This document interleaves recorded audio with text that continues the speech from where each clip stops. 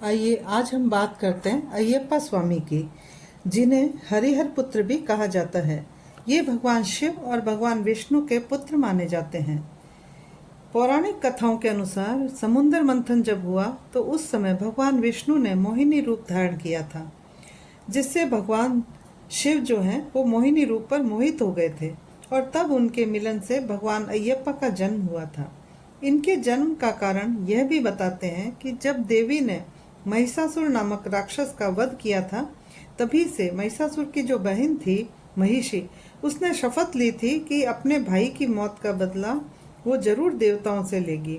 इसलिए उसने ब्रह्मा जी की घोर तपस्या की, जिससे ब्रह्मा जी प्रसन्न हो गए और उसे वर मांगने को कहा। तब उसने अमर होने का वरदान मांग लिया। तब ब्रह्मा जी ने उसे कहा कि इस धरती पर कोई भी स्थायी रूप से नहीं रह सकता, एक न एक दिन तो उसे मरना ही पड़ेगा। तब उसने वर मांगा कि उसे सिर्फ भगवान शिव और विष्णु के पुत्र द्वारा मृत्यु आए, अन्यथा वो कोई भी देवता, राक्षस, गंधर्व उसे नहीं मार सकेगा। ब्रह्मा जी ने उसे ये वरदान दे दिया। अब वो अत्यंत प्रसन्न थी कि उसे अमर होने का वरदान मिल गया है, क्योंकि अब उसे पता था, वो जानती थी कि भगवान शिव और विष्णु से कोई संतान नहीं हो सकती। और अब वो देवताओं को बहुत त्रास देने लगी। उसके अत्याचार का आतंक पूरी धरती पर छाने लग गया। और तब भगवान शिव और विष्णु के पुत्र के रूप में अय्यप्पा का जन्म हुआ। तब भगवान शिव ने और मोहिनी ने इनके गले में एक सोने की घंटी बांधी थी और उन्हें पंपा नदी के किनारे पर रख दिया था।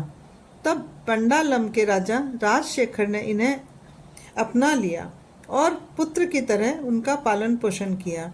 राजा राजशेखर के अपनी कोई संतान नहीं थी, पर जब रानी के एक और पुत्र को जन्म दिया रानी ने, तो उस रानी को डर लगने लगा कि राजा अपना राज्य अब तो अय्यप्पा को दे देंगे, क्योंकि वो बड़े हैं और योग्य भी हैं, तो वो उनके साथ अच्छा व्यवहार नहीं करती थी।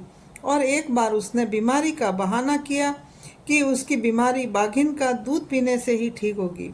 असल में तो रानी अय्यप्पा की हत्या महिषी नामक राक्षसी से करवाना चाहती थी, इसलिए उसने अय्यप्पा को जंगल में भेजा।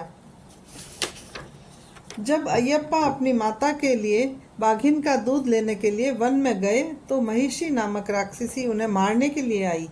तो अय्यप्पा ने उसी का वध कर दिया और वो बाघिन का दूध नहीं, बाघिन ही लेकर आ गए अपनी माँ के लिए। और बाघिन की सवारी करते हुए जब जंगल से बाहर आए, तो राज्य के सब लोग हैरान हो गए और अय्यप्पा के जयकारे लगाने लगे। तब राजा भी समझ गए कि उनका पुत्र कोई साधारण मनुष्य नहीं है। पिता को परेशान देखकर उन्होंने राज्य छोड़ने का निर्णय कर लिया और फिर वो तपस्या के लिए शबरी पहाड़ियों में चले गए। फिर वो स्वर्ग की तरफ चले गए। उनके पिता ने वहाँ पर उनके लिए एक मंदिर बनवाया उनका, जिसमें भगवान परशुराम ने अय्यप्पा की मूर्ति का निर्माण कराया था। और वहाँ पर लाखों की संख्या में भक्त आते हैं अब भी और दर्शन करते हैं। उन भक्तों में एक बार हम भी थे। बहुत भीड़ थी, इतनी ज़्यादा भीड़ कि उस समय सब ने कहा कि आज 1.5 लाख लोग हैं, पर और ऊपर से बारिश भी हो रही थी। हमने देखा इतनी भीड़ में हम इतने ऊपर पालकी में आए तो हैं, पर अब दर्शन होंगे कि नहीं इतनी भीड़ में। पर अय्यप्पा स्वामी की कृपा से बहुत अच्छे से दर्शन हुए। बहुत ही सुंदर जगह है। जब हम जाते हैं ऊपर, तब भी बहुत ही सुंदर पहाड़ियों के बीच में, हरियाली के बीच में हम जाते हैं। बहुत सुंदर जगह है, आप भी ज़रूर जाइए वहाँ पर।